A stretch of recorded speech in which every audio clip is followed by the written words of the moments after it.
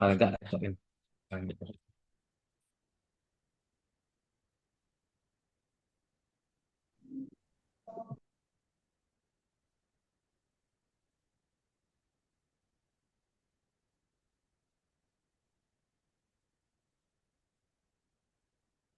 Assalamualaikum warahmatullahi wabarakatuh. Ini pertemuan ke-14. Nah, bagi mereka anak-anak yang belum presentasi, hari ini terakhir. Ini ada Mas Ion ya. Ini saya sendiri, Pak. Tapi jadinya double ya, yang luarin. Mungkin sambil saya tunggu nanti. Monggo kalau mau dimulai.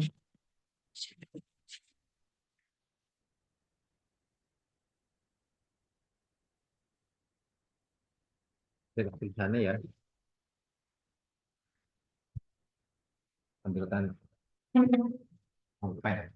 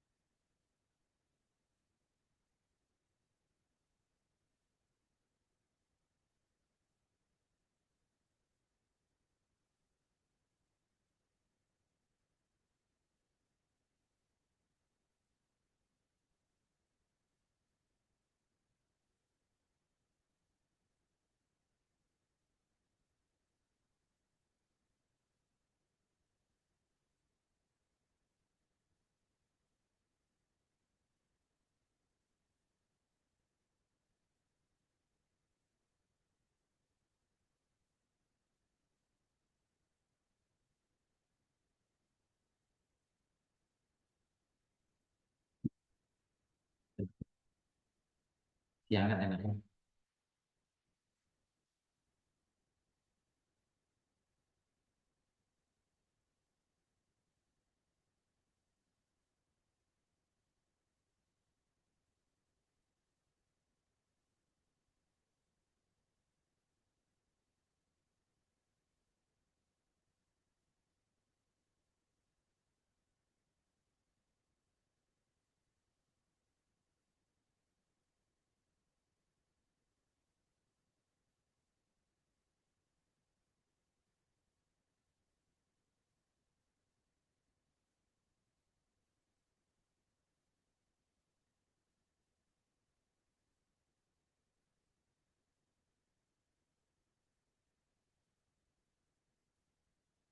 Kita kamu mulai Ian ya. Mas Januar ya. Ini langsung beri. Ya, statusnya perusahaan seperti pakat lah. Ah, nanti ya. Mau dimulai dari mana dulu?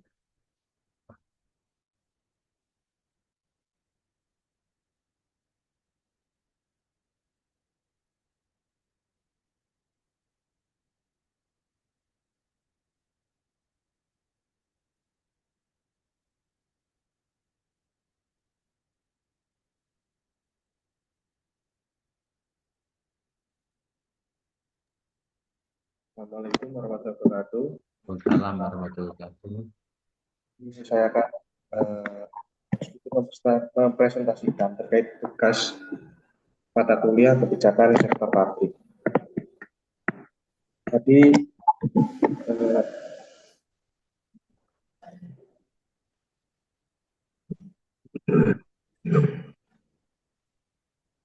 di sini saya mengambil berita dari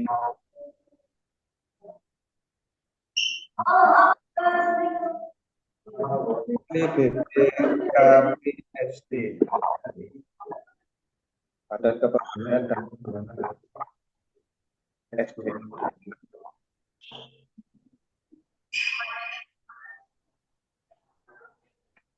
untuk BPKD-nya ini Provinsi Bangka Belitung. Jadi terkait dengan teknologi informasi dan komunikasi atau TIK dalam meningkatkan pemasaran produk-produk UMKM di suatu daerah. Nah, kegiatan tidak menengah yang usaha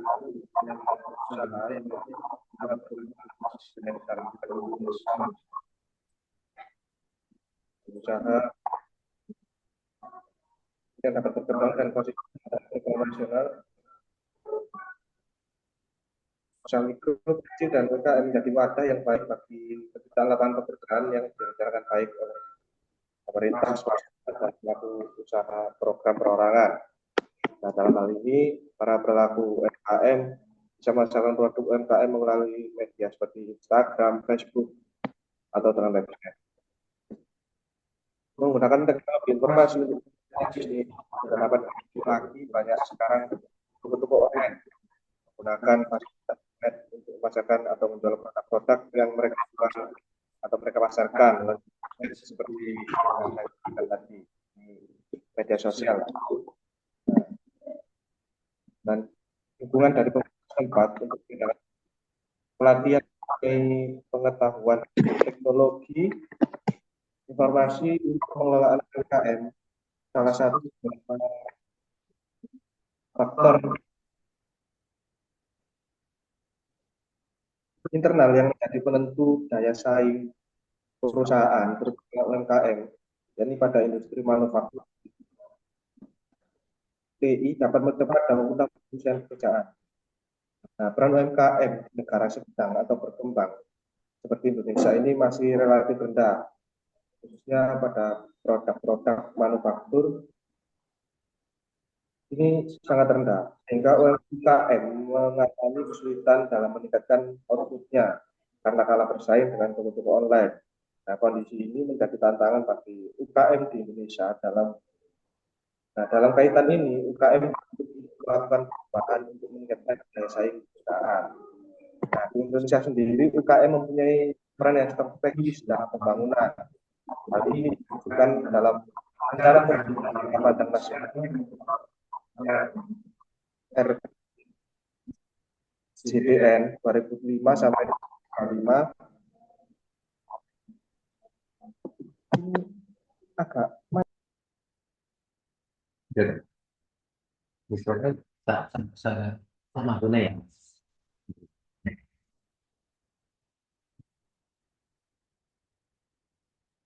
Ini bisa.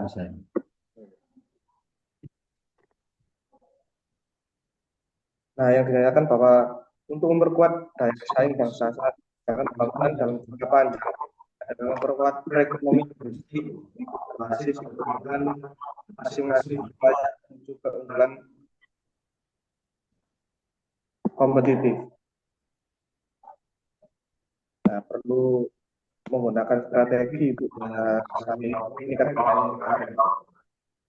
menerapkan RSA, identity, reflex, dan application. UKM yang paling mendominasi di Indonesia adalah satu kuliner 41%, fashion 18%, dan kriya 12% di subsektor. Namun banyak UKM ini menggunakan metode pemasaran tradisional karena kurangnya penguasaan teknologi. Nah, di mana ini menyebabkan kurangnya daya saing dibanding retail-retail modern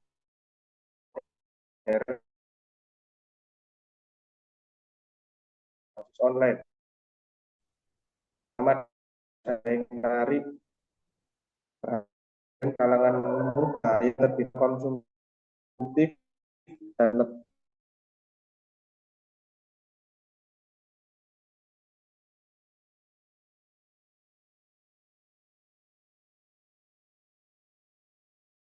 perhatikan lebih lanjut bagi UMKM yang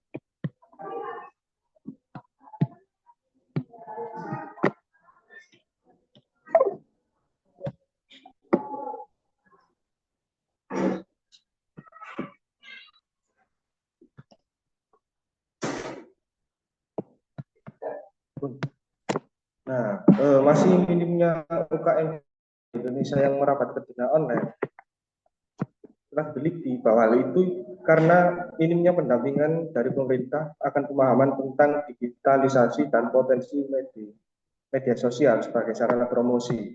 Ada beberapa kendala di antaranya yang masih banyak pelaku UMKM tidak memiliki komputer ataupun gadget yang menunjang usaha yang dijalankan dan juga belum mampu mengoperasikannya secara baik sehingga belum bisa mengakses medsos, bahkan tidak sedikit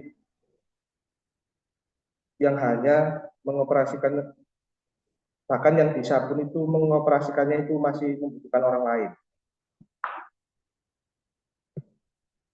Nah, peran teknologi dalam meningkatkan eksistensi produk UMKM ini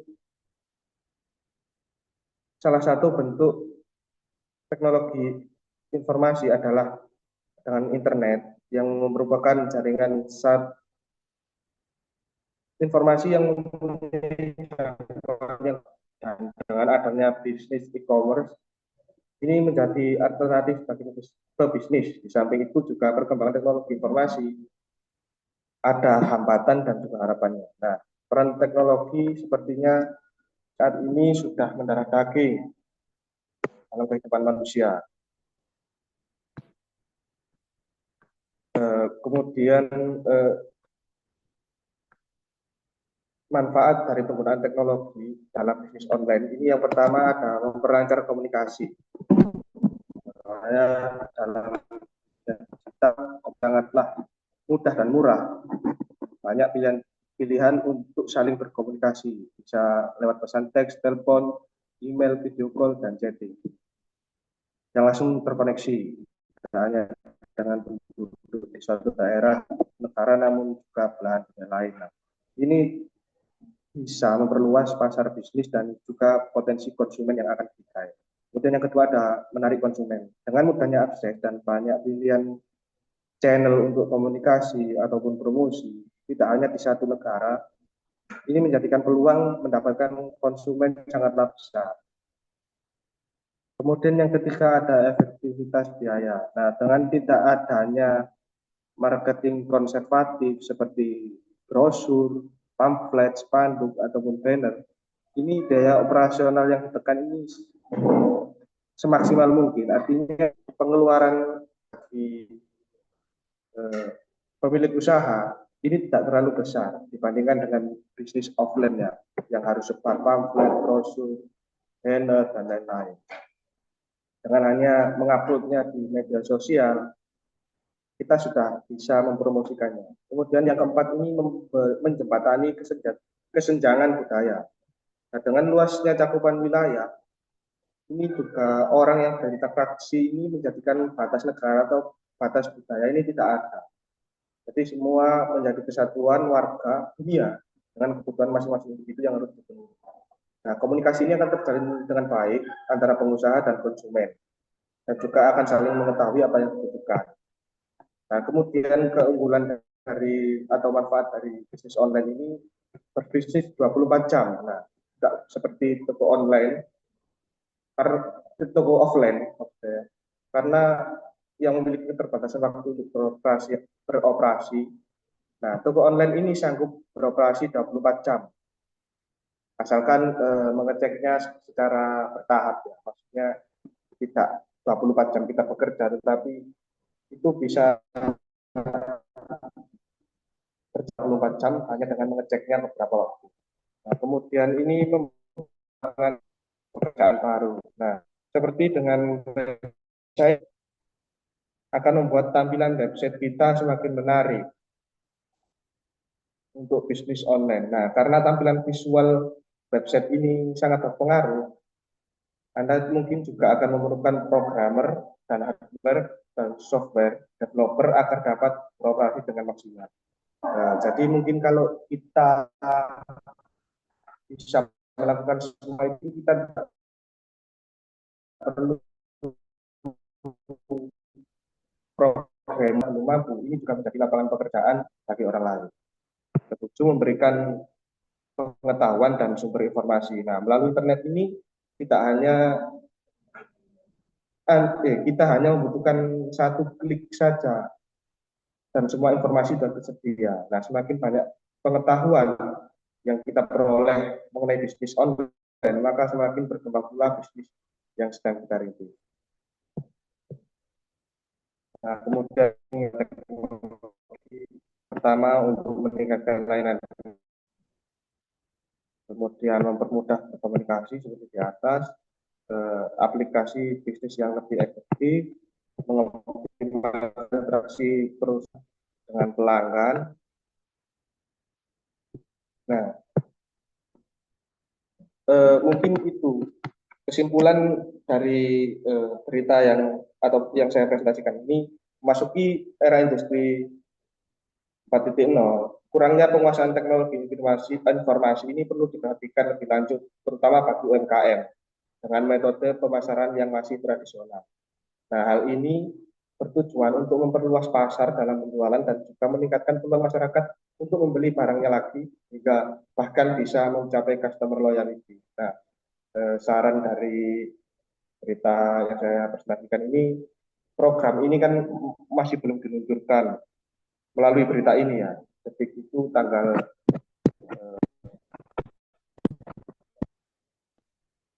Desember 2021, berita yang saya dapat ini masih belum ditetapkan peraturannya atau kebijakannya. Nah, semoga program ini diterapkan agar UMKM Indonesia lebih maju. Mungkin itu terkait presentasi yang saya presentasikan terkait kebijakan sektor publik. Nah,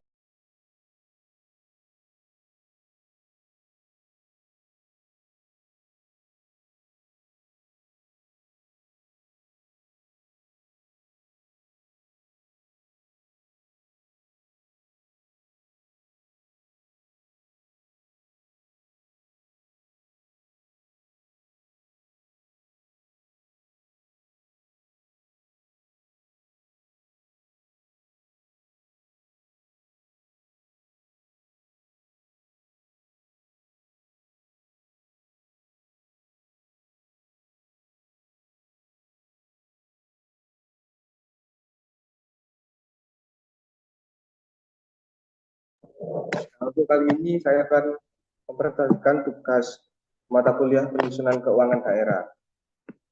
Nah, saya mendapatkan berita ini penyusunan keuangan daerah di Provinsi Jawa Tengah, nah, terkait tantangan pengelolaan anggaran di tengah pandemi COVID-19 tahun 2022. Nah, dampak pandemi COVID-19 yang mempengaruhi penerimaan PAD atau pendapatan asli daerah karena penurunan pendapatan sektor pajak daerah dan sektor lain. Nah, ketidakpastian ekonomi yang menyulitkan perencanaan anggaran untuk tahun 2022 ini karena adanya fluktuasi pendapatan dan kebutuhan belanja daerah yang meningkat hanya untuk penanganan kesehatan dan pemulihan ekonomi. Nah, pendalaman kesulitan dalam penyusunan APBD yang seimbang antara belanja yang diperlukan untuk pemulihan ekonomi dan sektor lain yang tidak kalah penting seperti pendidikan, infrastruktur, dan juga kesehatan. Nah, tantangan dalam pembiayaan proyek infrastruktur karena keterbatasan anggaran, meskipun ada kebutuhan mendesak untuk memperbaiki fasilitas publik pasca pandemi, keterlambatan dalam proses penyusunan dan pengesahan anggaran akibat pembahasan yang lambat antara eksekutif dan legislatif yang menyebabkan pembahasan anggaran tersebut menjadi terlambat. Nah,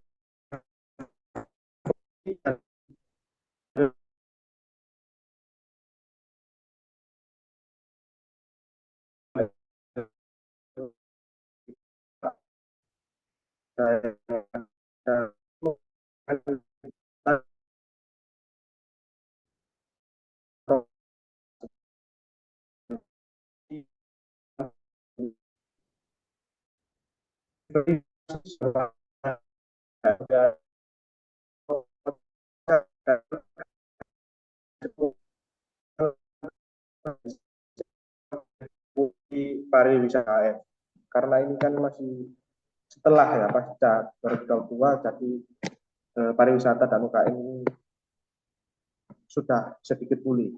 Nah, kemudian peningkatan kolaborasi antar pemerintah daerah dan pemerintah pusat dalam hal pendanaan dan penyaluran dana dari pusat daerah untuk yang memerlukan bantuan, terutama dalam penanganan dampak pandemi. Nah, implementasi teknologi untuk transparansi dan efisiensi anggaran seperti penggunaan aplikasi e-budgeting yang memudahkan pengawasan dan perencanaan anggaran secara lebih akurat. Mungkin berita yang saya dapatkan sekilas dari berita yang saya presentasikan, penyusunan keuangan daerah oleh Provinsi Jawa Tengah pada tahun 2022 ini menghadapi tantangan besar. Nah, pemerintah daerah ini berhasil melakukan penyesuaian anggaran dengan mengutamakan sektor vital, tetapi masih tetap menghadapi kesulitan dalam menyeimbangkan antara jangka panjang. Nah, keberhasilan pengelolaan anggaran tergantung pada penajaman prioritas belanja dan kolaborasi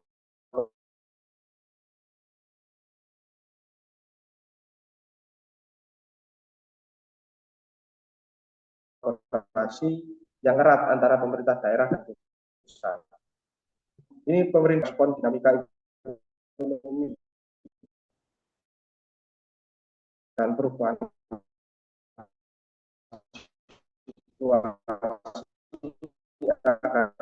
anggaran dapat lebih disesuaikan dengan kebutuhan mendesak. Kemudian meningkatkan kemampuan SDM di bidang perencanaan dan pengelolaan anggaran dengan pelatihan lebih lanjut situasi krisis. Kemudian yang ketiga, perlu adanya inovasi lebih lanjut dalam meningkatkan pendapatan asli daerah.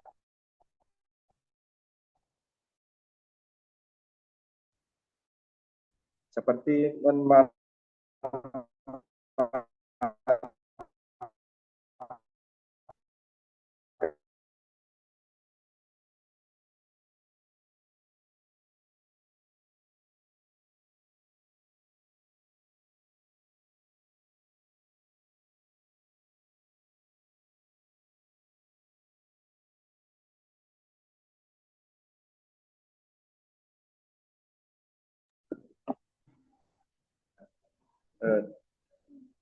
jadi meningkatkan transparansi ini juga agar masyarakat tahu terkait dengan apa saja kebijakan yang dilakukan oleh pemerintah.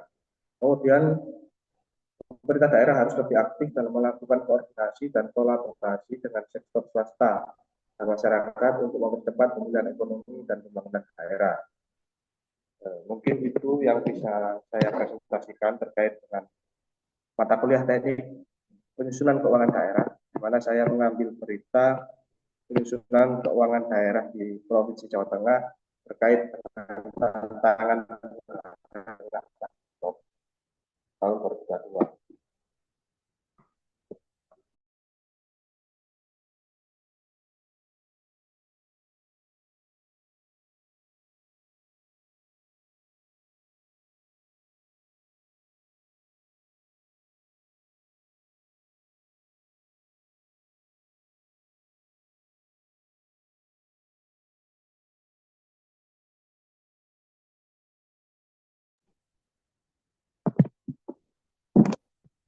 Nah, ini selanjutnya saya presentasikan terkait tugas mata kuliah pelayanan sektor publik.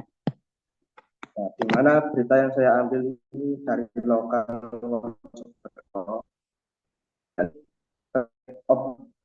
mengoptimalkan pelayanan publik. Pemkab Mojokerto bakal luncurkan call center 112 pada tanggal 22 2022.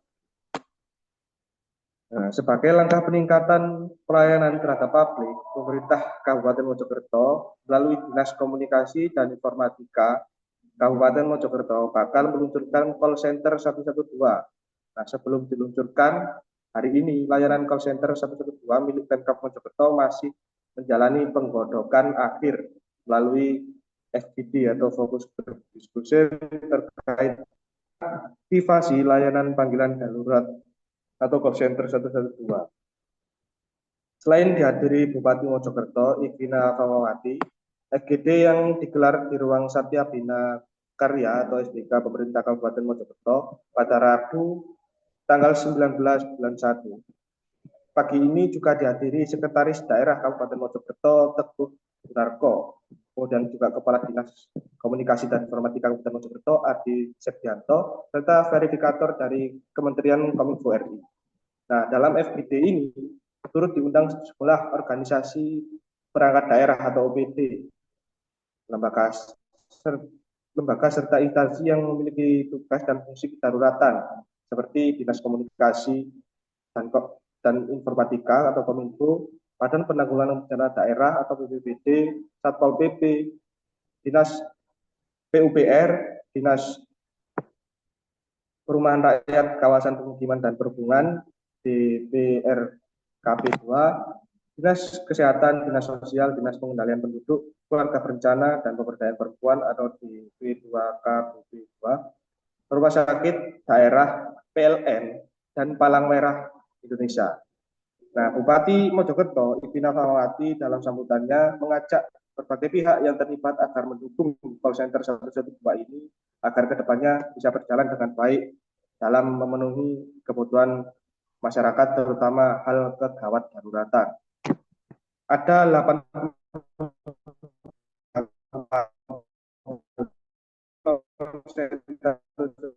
Kabupaten Mojokerto berubah menjadi yang ke-84 dalam meluncurkan layanan call center ini dapat mempersempit tindak kejahatan di Kabupaten Mojokerto khususnya. Nah, layanan darurat call center 112 ini, lanjut Ivina, membutuhkan komitmen bersama dari seluruh organisasi perangkat daerah dan instansi terkait untuk memproses setiap laporan warga yang masuk agar aduan atau pelaporan masyarakat segera ditangani dan diselesaikan demi mewujudkan layanan publik lebih baik lagi di masa yang akan datang. Bupati Ivina mengatakan, saya berharap dengan adanya layanan komputer 112 tidak ada lagi kejadian kecelakaan untuk mencari ambulan atau tidak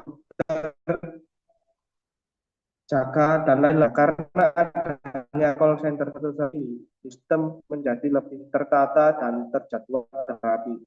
Itu Sekda Kabupaten Mojokerto Teguh Gunarko menyampaikan dengan adanya layanan call center 112 ini diharapkan masyarakat akan diberi wadah dan kesempatan untuk melaporkan kejadian, misalnya terkait rasa takut masyarakat, sehingga ini harus dibangun untuk jadi akan evaluasi dan sama-sama. Jadi nanti terkait kurang lebih hal bisa kita tidak lanjut. Nah, kesimpulan dari berita yang saya presentasikan ini, melihat banyaknya kejadian yang membutuhkan pelayanan publik sewaktu-waktu dan secepatnya, seperti tadi layanan ambulan dan lain-lain, ini maka Pemkab Mojokerto membuat program call center ini. Nah, saran dari saya terkait kebijakan ini sangat bagus dan sangat membantu masyarakat. Jadi harapannya program ini bisa menyeluruh ke kawasan Kabupaten Mojokerto, tidak hanya di kecamatan-kecamatan tertentu saja, tetapi menyeluruh. Nah, mungkin untuk sudah direalisasikan atau belum saya kurang tahu kebijakan ini. Tapi menurut saya ini kebijakan yang sangat mungkin itu Pak, yang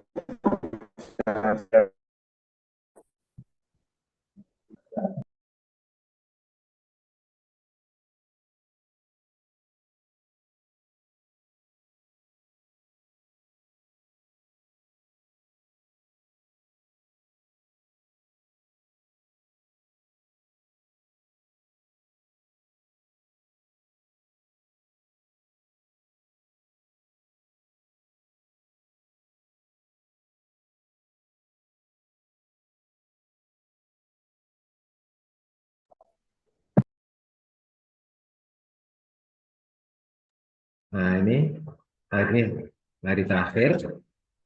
Mungkin ada yang mau presentasi selain Mas Januar Ahmadi. Mungkin ada Mas David. Mungkin dia di luar kampus ya. Nah, ini terima kasih ya, masuk Mas Januar ini yang tinggal satu-satunya pertemuan ke-14. Semangat walaupun jauh. Beliau mau datang dengan waktu yang terbatas. Monggo mungkin ada yang teman kita ini ya. Jadi sambil karena nggak ada teman-temanmu ya, ya kita menanggapi saja mungkin. Yang pertama tulisannya tentang kebijakan sektor publik dalam meningkatkan UMKM. Nah, ini benar. Itu pada saat itu mungkin masih tahun 2021 ya. Beda dengan yang sekarang di mana semuanya itu sudah ter, tersambung. Bahkan efek lebih jauh itu kalau sekarang itu kalau di saat itu ada apa namanya sepi pembeli karena COVID ya. Tapi sekarang nggak COVID tetap sepi. Sepinya itu karena nggak ada yang beli atau sekarang sudah ke toko online semua. Makanya bukan berarti toko online yang keranjang oren apa itu istilahnya. Tapi mungkin karena sekarang pun pembelian tanpa harus datang. Nah, misalnya eh, apa istilah ada Grab, apa Gojek, tapi juga ada Gojek yang lokal. Akhirnya orang juga males belanja jauh-jauh. Itu juga memberi kesempatan pada kita sebenarnya. Mau kita aja yang sebagai masyarakat itu dimanjakan dengan apa namanya, dengan pembelian secara online.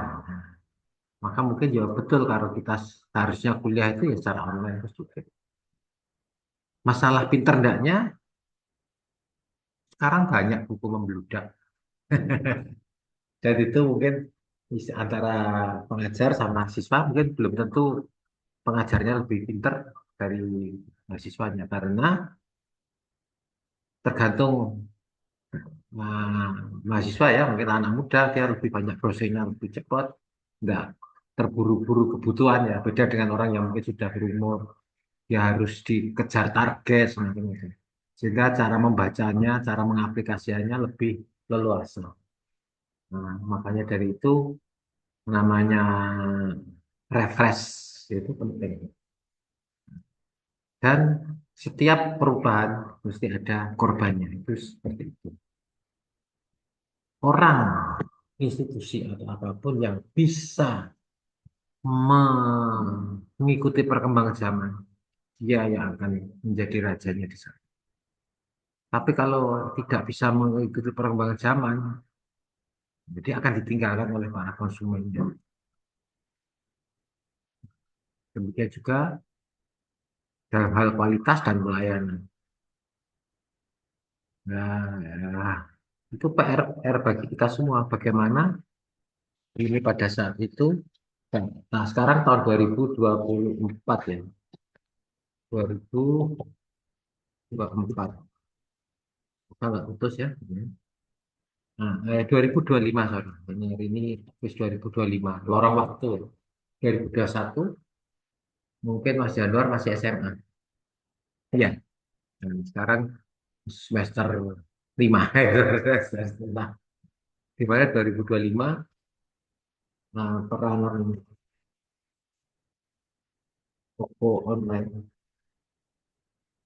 itu harus apalagi sekarang dari wakil presiden kita itu yang suka menggalakkan apa namanya UMKM secara online. Nah, ini sekilas kita anu ya, bentar ya, sabar sih Mas.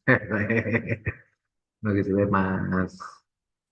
Ini cerita loh ada, mungkin bisa dibuka ya, ini bisa kelihatan berbagi layar. Hmm. Nah, bagaimana banyak hal-hal e-commerce, Shopee, ada dropshipping, memang menghasilkan pegawai-pegawai baru, di mana berhubungan dengan TIK. Tapi memang kemarin itu di negeri Cina, itu betul enggak ya. Repotnya kalau online itu diberi apa namanya, semacam hoak lah. Bagaimana negara Cina itu mengalami kemunduran katanya. Tapi kalau saya belum pernah ke Cina ya. Kemarin bal-balan aja kita kalah. Bagaimana banyak PHK dan kembali ke desa. Gimana kita tahu Cina dengan Alibabanya, dengan Xiaomi-nya, kok Xiaomi, Red, apa itu HP-nya sih terang, Xiaomi, apa Huawei, karena di embargo sama Amerika, perang dagang itu lebih kejam daripada perang, perang lalu kejam ya, tapi langsung ketembak mati, bom mati. Nah, itu enggak, ibaratnya disiksa pelan-pelan. Orang nggak bisa cari duit, tapi nggak mati, ya, tiap hari harus makan, mau jualan nggak bisa itu makanya perang online itu lebih, nah itu generasi-generasi mahasiswa kita ini yang bisa mengatur, membela. Nah, gitu. Itu makanya UMKM harus kenal TikTok. Di sisi lain itu,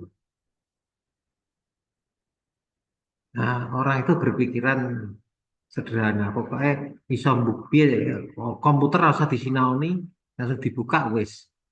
Ada beberapa bahasa istilahnya coding apa yang tidak seperti kita masak telur langsung matang gitu, harus ngerti dulu bukanya gimana. Terus nanti ada keamanan data. Dan di negara kita sendiri keamanan data sudah sering bocor lah. Itu bagaimana harus TIK itu diberdayakan. Berdaya TIK. Ini pokoknya.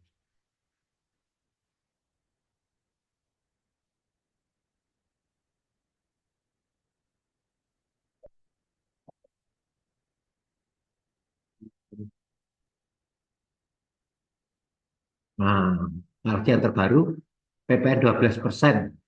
Apakah itu mempengaruhi UMKM?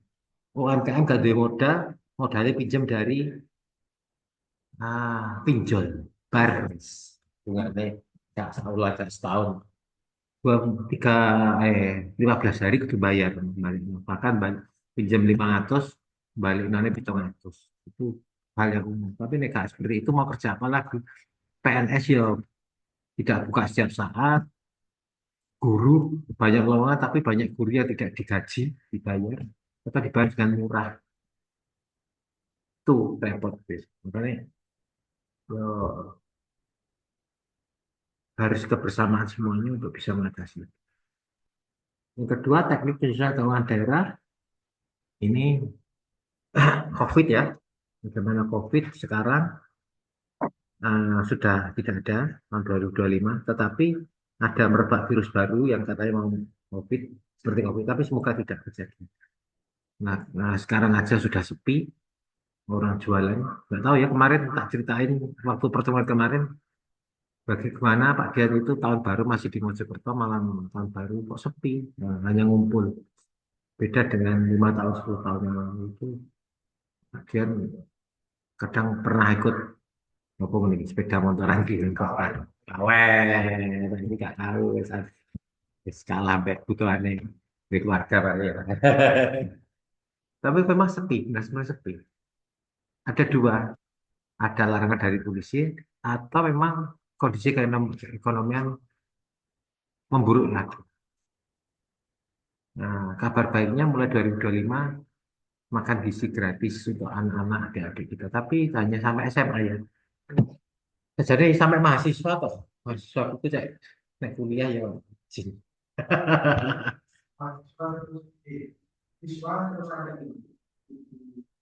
ibu hamil. Misalnya KB ya sama mahasiswa ini karena paling rajin ya kak bingung ngopi gitu. Gak ngantuk ya. Ya itu ya, makanya nah, ini Jawa Tengah pada saat itu 2009 eh, Pak Ganjar Prabowo Pranowo. Nah, ini 2022 sudah mulai membaik. Dan dia itu masih ingat ketika orang tuanya itu habis ada COVID, sakit terusan, tapi nggak ada COVID. Bagaimana rumah sakit itu masih diisolasi dan sebagainya. Nah, kemarin bulan lagi ke rumah sakit, tapi di daerah Bojonegoro ya, kalau di sini saya nggak pernah lihat ya. Itu bagaimana sudah sangat longgar. Ya tidak ada COVID, tapi masyarakat ditarik 12%, tapi ekonomis lesu, terasa. Wah, 2020 dari udah 5 tahun itu belum bisa hilang. Pertama, banyak orangnya yang mati, jadi pelaku ekonominya berkurang. Kedua, mungkin yang orang COVID sehat, sembuh ya, tapi ya sakit-sakitan. Ketiga, mungkin memang banyak orang yang mati ya itu ya. Akhirnya orang jualan itu tidak seperti ramai dulu.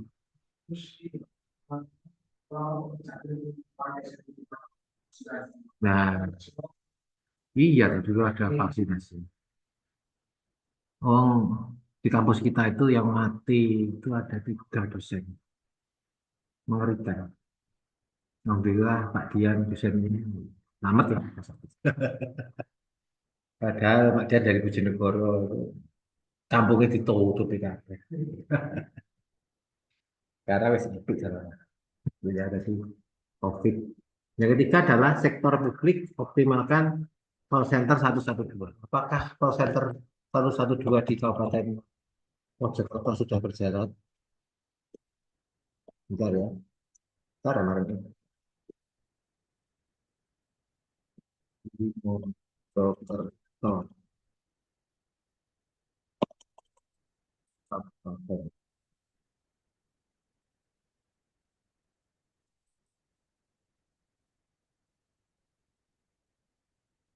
Mojokerto.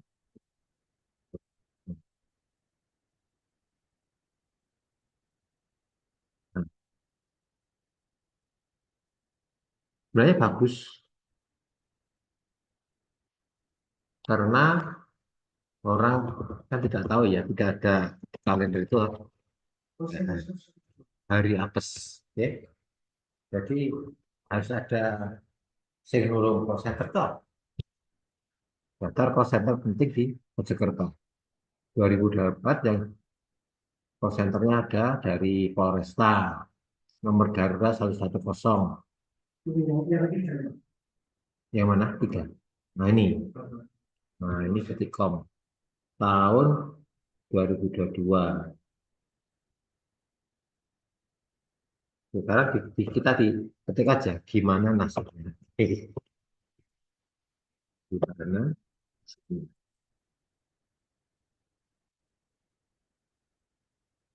Kemarin ada mungkin skripsi dari kakak kelasmu yang meneliti ini. Misalnya kamu mau meneliti lebih lanjutnya, apa misalnya teori awalnya, jadi tidak angin-angin. Juli menggelar rapat evaluasi layanan nomor call center Kabupaten Mojokerto dilakukan di Surabaya, Mojokerto.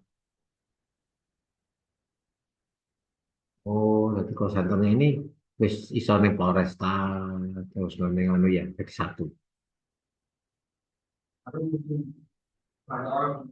Nah, gawe program api, ah, promosinya kurang. Ya, seperti di kampus kita ini api aja nih. Promosinya kurang. Iya lah, paling kamu tahunya dulu di Uni mungkin dari temenmu, oke, pikir aja kan dekat Malang, Surabaya gitu ya. Nah, akhirnya lambat laun karena yang daftar ini sedikit-sedikit ya banyak bukan seharusnya kan bisa meningkat lebih banyak gitu. Ya akhirnya untuk pemeliharaan kan susah ya. Pokoknya kelasnya hancur, itu ditandani tadi. Nah, jadi berapa masih call center satu dua ini, sayangnya temanmu hanya satu ya yang ikut, yang lainnya oh aku kosong.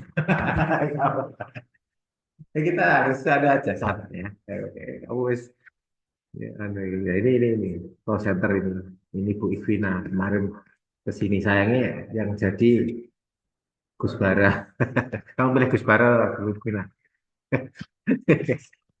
Tidak mau apa dari saya, saya gak tadi. Nah, ini pertama layanan permintaan ambulan. Jadi 112 itu dia melayani terdapat 46 aduan. Nah, ini ada ini kita nomor 9 bebas pulsa ya pertama, terus dia melayani virus corona, pohon tumbang, kecelakaan, kekerasan perempuan. Nah, terdapat 3 perangkat daerah. Jadi kalau 112 itu langsung diarahkan ke 9 perangkat.